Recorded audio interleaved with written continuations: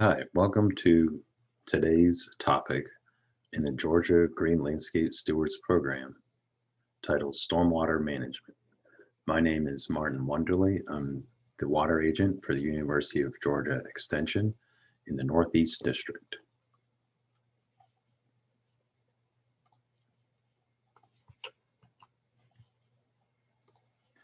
The following presentation is part of the University of Georgia Extension Service Georgia Green Landscapes Program, funded by the Center for Urban Agriculture. These guidance series will help Georgia residents create certified, sustainable Georgia landscapes, protecting our natural resources for future generations. Today's topic is stormwater, and we can define stormwater as rainfall or melting snow on the landscape due to a recent weather event. It can infiltrate into the ground, be stored in surface waters, evaporate, or run off the land. Typically, the term is used to refer to runoff. Our different rainfall pathways include runoff, precipitation that hits saturated or impervious ground and flows overland downhill. Interception, rainfall caught and held or slowed by vegetation. Infiltration, precipitation soaking into soil and recharging aquifers. Storage, rainwater held for a long time. Short-term in surface waters for days to months, such as rivers and lakes and ponds, or long-term storage for thousands of years in aquifers or glaciers. Evapotranspiration is the sum of evaporation of moisture from the surface and plant transpiration, which is the evaporation of water through plant leaves. Our water cycle involves the condensation of evaporated moisture in the atmosphere, precipitation of that moisture once it cannot be held in the atmosphere any longer, and it can be intercepted by trees and plants. They can transpire moisture back into the atmosphere, and we have surface runoff into surface waters where water is stored, and we have infiltration through the ground into groundwater, another storage area. Stormwater impacts landscapes and waterways. It picks up pollutants like sediment, nutrients, metals, fertilizer, animal waste as it runs to water bodies, contaminating recreational waters and aquatic wildlife habitat. Combined sewer system overflows, which are wastewater lines that also accept rain runoff, are overloaded during storms, spilling into local waterways. Flooding and damage to homes and businesses and roads are an impact of stormwater, and erosion of topsoil reduces soil health due to stormwater. This is a diagram of a combined sewer system overflow event, which contains human and industrial waste, toxic materials, landscape debris, and stormwater.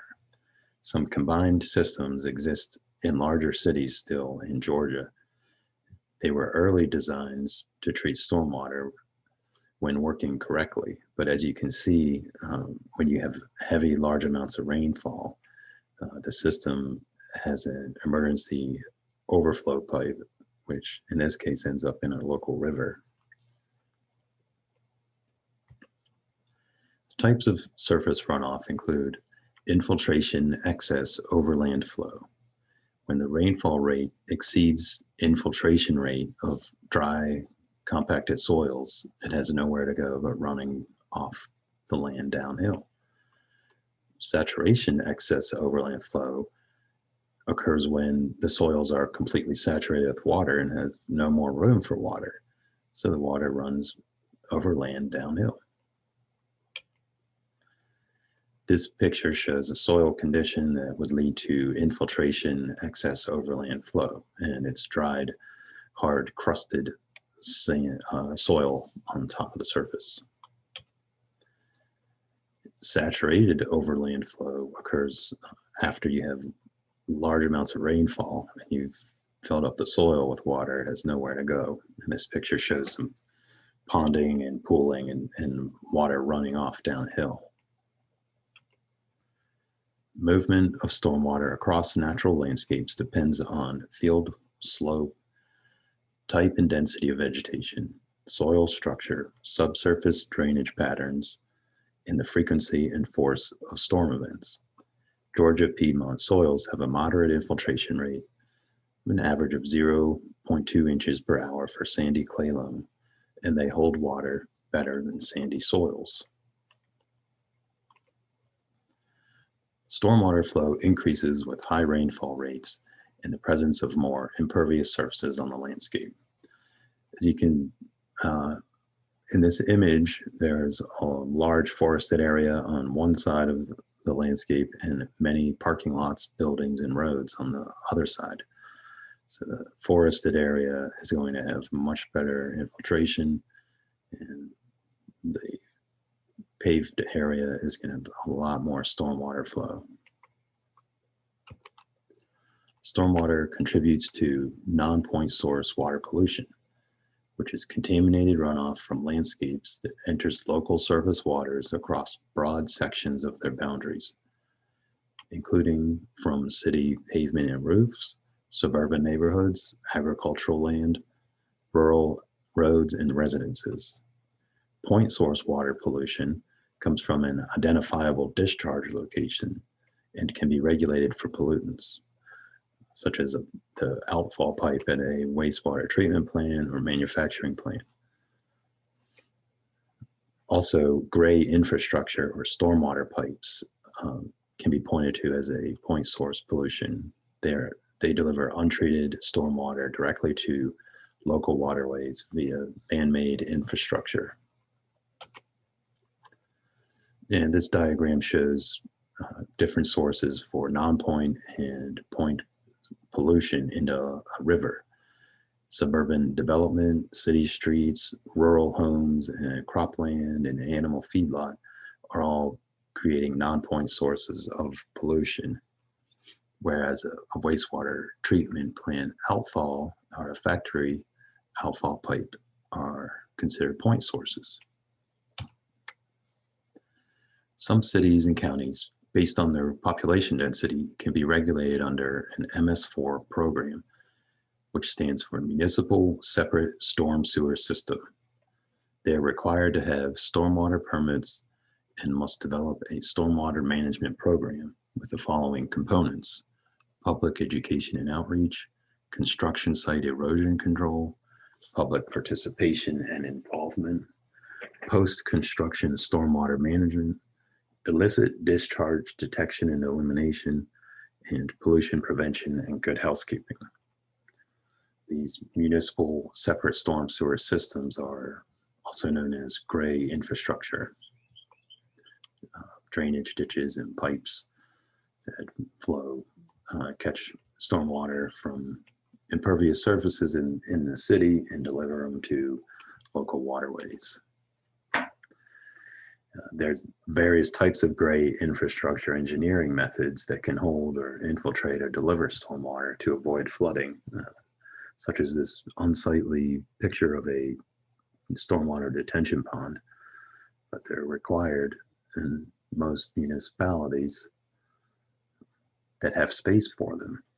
Now, more advanced designs have been developed and classified as green infrastructure, or GI practices, a term that grew out of best management practices and low impact development ideology in urban settings during the 1980s. Green infrastructure is landscaping and building techniques with plants, soils, and materials intended to mimic natural hydrologic processes. The main goal of GI is to treat, slow, and reduce stormwater flow from landscapes. Green infrastructure reduces and treats stormwater at its source while delivering environmental, social, and economic benefits. Gray infrastructure moves urban stormwater away from development through conventional piped drainage systems to nearby surface waters, sometimes without treatment. Particularly when we have an extremely high rainfall event, large amount of rain in a short amount of time, some of the gray infrastructure systems aren't designed to handle too much water. So they're going to overflow and deliver untreated stormwater into your streams and ponds, lakes. If your municipality has a stormwater tax, like Athens, Clark County does, then some green infrastructure installation might allow you a tax reduction. You'll have to check with your local stormwater division in your city or county. Green infrastructure does all of these things. It promotes stormwater infiltration to soils and surface aquifers. It prevents stormwater flooding and damage, protects surface waters and aquifers from contamination. It prevents soil erosion. It's designed to drain or move water without stagnation. It creates wildlife habitat. It creates a cooling effect on urban surroundings. It conserves water for landscape irrigation. It can be installed where space is limited, and it's more aesthetically pleasing, in my opinion. Green infrastructure includes green roofs, dry wells, rainwater harvesting, permeable pavement, stormwater wetlands, bioretention cells and planters, tree trenches, vegetated curb extensions, bioswales, and rain gardens. And we're going to focus on those that are highlighted in bold print here: dry wells, rainwater harvesting, bioswales, and rain gardens. The other ones are a little bit too technologically complicated for the average property manager to get into, or business or small residential property owner. But we're still going to talk about those just because they're pretty interesting, and you might see them somewhere, and then you'll know exactly what they're doing and how they function. A green roof is a vegetative layer that grows in specially designed media on multiple drainage support layers, usually installed on larger buildings for greater reductions in stormwater. And it can provide insulation for building from the cold and hot weather with an R value of about 5. And this image shows a rooftop of a building on the Georgia Tech campus in Atlanta, and they've gone with a rather intensive design of small trees and shrubs, some small grass slopes here.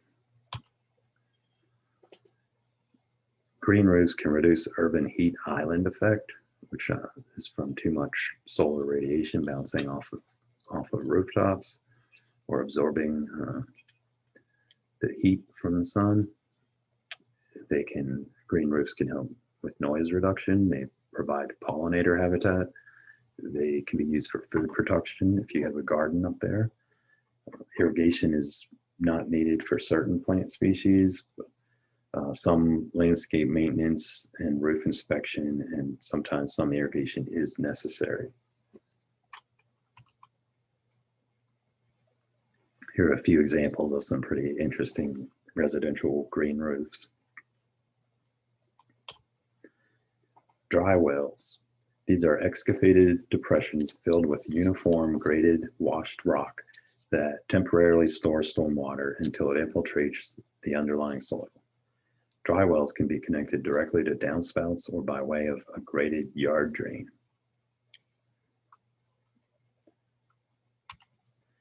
An infiltration trench uses a similar theory, but are linear surface or subsurface features. You might have heard them called French drains.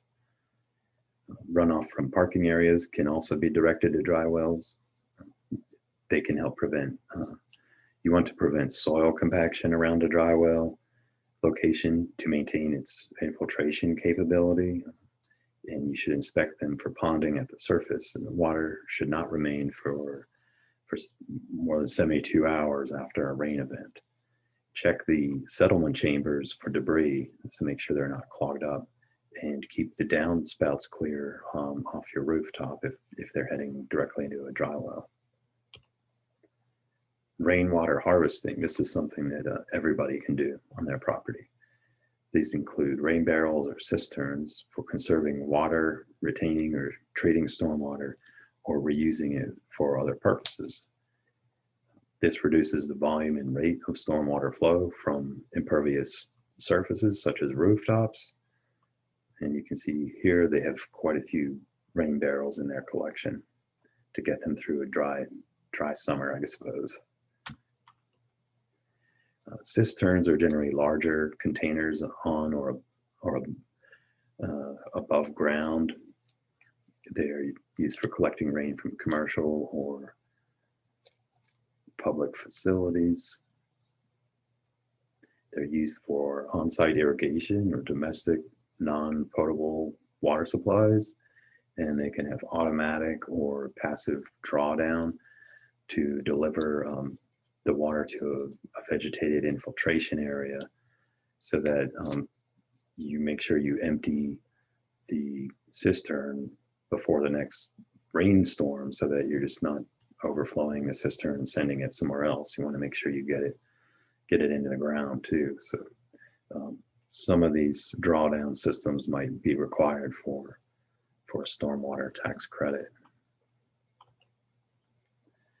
Rain barrels are generally on residential properties for smaller volumes. You can raise your rain barrel off the ground for room to fill a watering can or maintain some pressure for a drip hose. And you can add multiple rain barrels in succession to store more water. And we have a couple of examples here with the different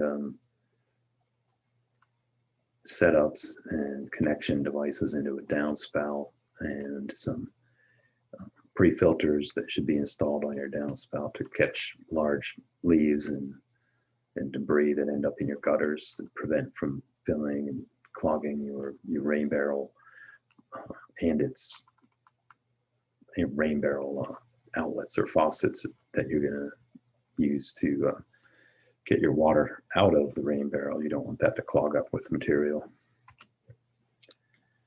A first flush diverter is used if you're using your rain barrel water for vegetable irrigation. You can install one of these to collect the first couple inches of rainfall, or first small amount of rainfall that occurs on your rooftop.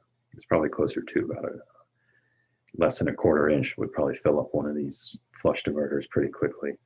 The idea is there's a chamber that collects water as it's running towards your rain barrel. As it fills up, a float ball comes up to the top and seals the chamber off. So that should be the most contaminated water from your roof, and then the rest of it, the water that's coming off of the roof, can flow over that ball that's sealing off the chamber. The bottom of the chamber has a clean out cap that's slightly open to allow it to drain slowly between rainfall events.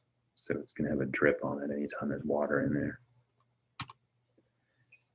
The rain barrel components include a filter screen that can be installed above a first flush diverter to remove large debris. You can have a downspout filter just before your tank. This one happens to be 350 gallons. The inlet reaches at the bottom of the rain barrel and then points upward as it comes out of the inlet for a calming effect that does not disturb any sediment on the bottom of your rain barrel or organic matter that might accumulate. There's an overflow assembly, and you probably should send that to an area where the rain barrel water can infiltrate into the soil. Otherwise, you're still contributing to stormwater problems if you send your overflow down the sidewalk. Then you have a 3/4 inch hookup for a garden hose at the bottom, so you can have a valve there and turn the water off and on for irrigating your landscape. Your outlet should be a few inches above the bottom of the tank to prevent any leaf debris or organic accumulation from clogging your outlet.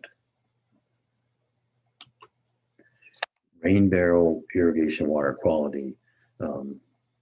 In another presentation, we advise against using it for vegetable gardens, but if you really must, these are some concepts that you should follow in order to make sure you're irrigating with clean water.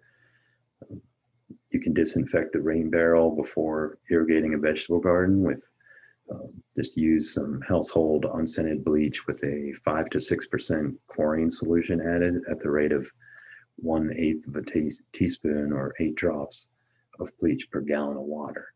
So this comes out to, for a 55-gallon rain barrel, would need about an ounce of bleach added on a monthly basis.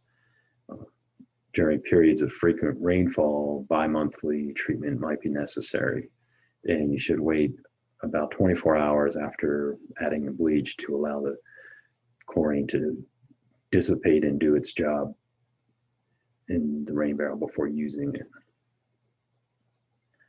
And when using harvested rainwater to irrigate a vegetable garden, avoid getting it on the plant itself. Try to water the ground around the base of the plant where the roots are underground, and apply it only to soil, possibly through drip irrigation.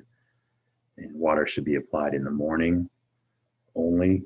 This allows any plant materials or fruits that or vegetables that had water contact for them to dry throughout the day. You can harvest later in the afternoon. Don't harvest them right after watering, and allow some time for leaves to dry. And this also allows for some ultraviolet sunlight disinfection of any bacteria that might be up there. Rain barrel maintenance involves cleaning your pre-filter screen, maintain the outlets a few inches above the tank bottom, drain and clean the sediment from the tank bottom, and chlorinate as needed. Maintain the overflow to an infiltration area for maximum stormwater management. You can see there, overflow is just kind of going through some stone path here with a lot of space in between for infiltration into the ground. And if it makes it as far, it could get to some of their plants here. You see vegetables and rhubarb and green beans growing that can enjoy some of that overflow water. And it looks like some of it goes to the backyard on this property. Permeable pavement is not something that everybody will do, but if you are putting in a new surface that needs to be sturdy enough to hold a vehicle, or as a patio, consider using some porous asphalt or pervious concrete or permeable pavers, and also plastic grids to allow stormwater to get into the ground instead of running off your property down the street. This is the plastic grid. It's kind of a newer technology, and it does involve some under layer subgrade of different sizes of stones and rocks that are compacted. They need to be stable enough when it's put together, but you don't want to compact it too much to the point where water doesn't infiltrate. So, and you can see the plastic grid at the top can have stones, or you can plant grass in it with some topsoil, and then you can park vehicles on it, and you don't compact anything underneath because the weight is distributed, and you can have a vegetated lawn. You need to keep clean any permeable pavers, and in between them, one sediment accumulating in there. Cities can have their street cleaning crew do parking lots, so you might have to hire somebody to come and do it. so you don't have to vacuum it out. But if you just don't allow sediment to accumulate there, you don't have to worry about it. I saw a presentation recently where the cost of keeping these clean was still cheaper than dealing with stormwater issues downstream. The overall costs of the project and the maintenance were not a deterrent. Check any observation wells in these systems. There would be a small hole in the ground with a cover on it that can show you if water is sitting in the system in this gravel and porous concrete and asphalt areas. Still have some different gravel subgrades, so you want to make sure the water is draining out of those in 1 to 2 days. Maintain your stone or gravel to a height between grids and pavers. That helps to keep organic, leaf debris and other sand and soil out of those crevices so that it can maintain their infiltration ability. Stormwater wetlands are, you may elect to install one of these if you have a big enough property. They're going to usually involve a lot of heavy machinery though, and some particular designs and materials that will support water storage for allowing plants to filter and clean stormwater. They're built to mimic natural wetland processes that store and filter water. They support wetland vegetation and animals, and they replenish groundwater. They reduce stormwater volume and peak flows to protect nearby streams and natural wetlands from erosion. And they utilize submerged, floating, and emergent wetland plants, as well as more upland species along the water's edge. The components include inlets, forebays to collect runoff sediment, which needs to be cleaned out occasionally, pipes and weirs for moving water throughout, ponding areas and outlets. It takes at least half a year or more to establish the vegetation in these. You have to inspect the vegetation after that point to make sure it survived and it was planted at the right elevation on your slopes. Ongoing maintenance of forebay cleaning, vegetation health, and control structures, dams, and wildlife damage are also necessary. This is just a engineer plan of a project that was in the city of Atlanta, at McDaniel branch. There's a native stream running alongside of it, so they're catching stormwater out of this big neighborhood and they're sending it through all these ponds before it eventually makes its way into the stream. But the idea is the ponds will trap sediment and contaminants, and the plants will take up any harmful elements from automobiles and prevent it from getting into the local waterways. And this is just a photo of some of the ponds at that stormwater wetland site. And the area has nature trails for the community to enjoy walking around outside and seeing waterfowl and all types of vegetation and different flowering plants and different colors and different seasons. Something nice to look at other than a detention pond, your typical stormwater detention pond. Bioretention practices, these are vegetated depressions that receive stormwater for slowing, storing, and treatment. Stormwater infiltrates the soil and plant roots, where it is treated by physical, chemical, and biological processes. You want to avoid compaction during construction of these, and drainage media is specifically designed for bioretention practices as well. One of these practices is known as bioretention cell and planter. These reduce water pollution and runoff volumes.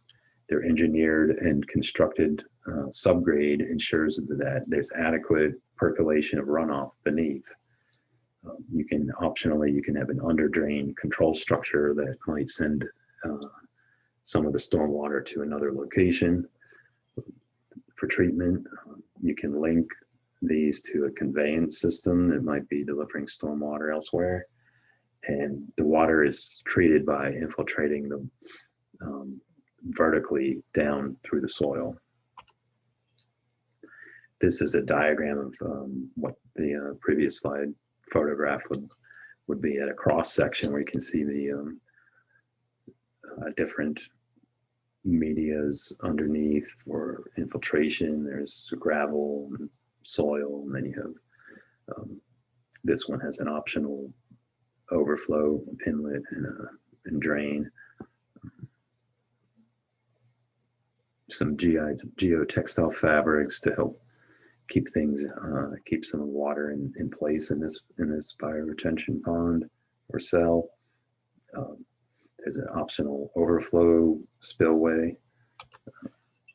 This is a bioretention planter that you might see in a cityscape. It's a reservoir in a dense urban setting.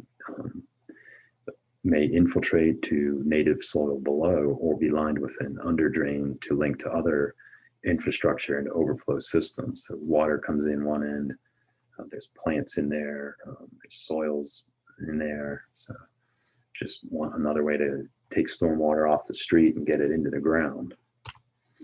A tree trench is kind of similar, but it's big enough to allow a mature street tree to grow in it.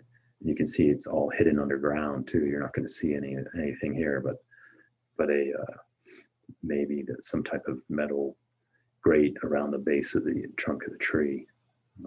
These can also be connected to an under drain. And they have an observation well that you can check the water depth, water pressure to see what's going on under the top there. A vegetated curb extension is a stormwater control that also improves pedestrian safety and calms the traffic down. It's kind of like that bioretention planter, but it's on the street level. And it's just taking up an extra couple of parallel parking spaces, or sometimes these might be constructed by taking over an entire lane of traffic and reducing the amount of traffic. These are also known as bulb outs or bump outs, and water enters through the curb and is treated with the vegetation and infiltrates into the soils in these areas. A bioswale is usually along roads. It may be interconnected in series. It treats stormwater by moving it horizontally through vegetation as it flows downhill. And you might have to add check dams to slow the water flow and promote infiltration. Bioswale planting designs are pretty infinite here. If you can dream up some plant designs, you can use them in a bioswale. A rain garden is, we're going to spend a little bit more time on this one. It's a low maintenance, low water use, beautiful landscape feature. It increases the infiltration of stormwater into the ground water supply. It reduces stormwater runoff and pollution.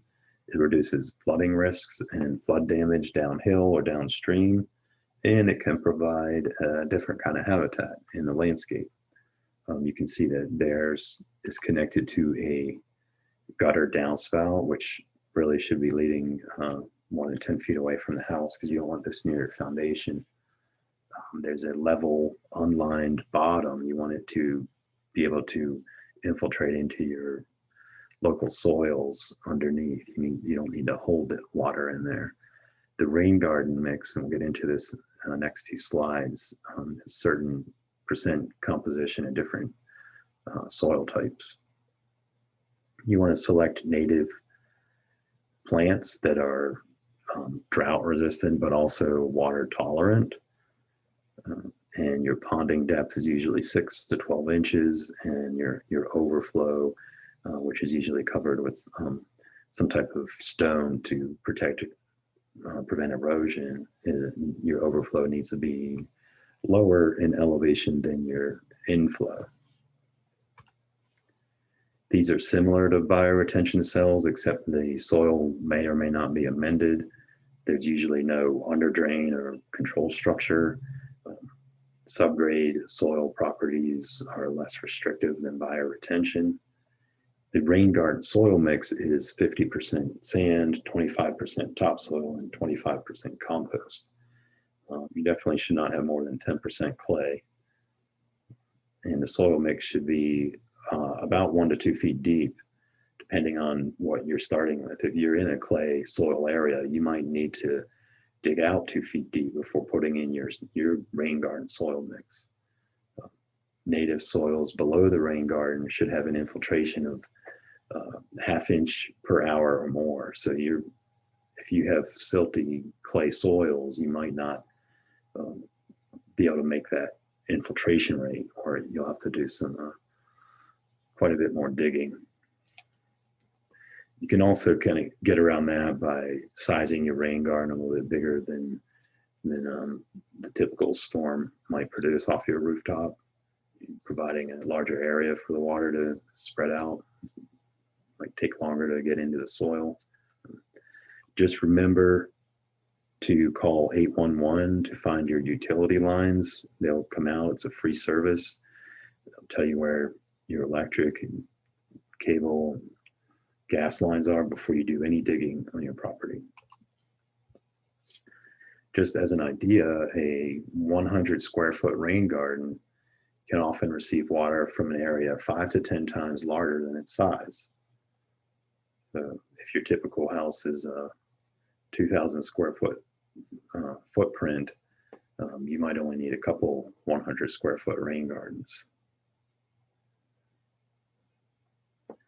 You want the sides of your rain garden to be sloped at 2 horizontal measurements to 1 vertical at a maximum. We'd prefer this to be a little bit less steep, with a 3 feet across in distance to 1 foot in vertical elevation change. Use temporary erosion and sediment control like hay and silt fences during your construction to prevent any soil from running off your property. Prevent over compaction of soil mix. You don't want heavy machinery in the rain garden practice area itself, where you're going to ruin your infiltration. Your outlet drain overflow, as I said, should be below the inlet at an elevation that results in the maximum desired water depth during storms. Cover the inlet and outlet with river stone or turf grass to prevent erosion. And you can receive water from downspouts or funneled across the surface of lawn or pavement. You don't have to deliver it just from a downspout. You can collect it from any impervious surface. The typical rain garden depth is about 6 to 8 inches. This ponding should last no more than 48 hours after rain stops, so there's no need to worry about mosquitoes because the water will drain. You might attract some frogs and toads and snakes, but they're pretty fun to watch anyway.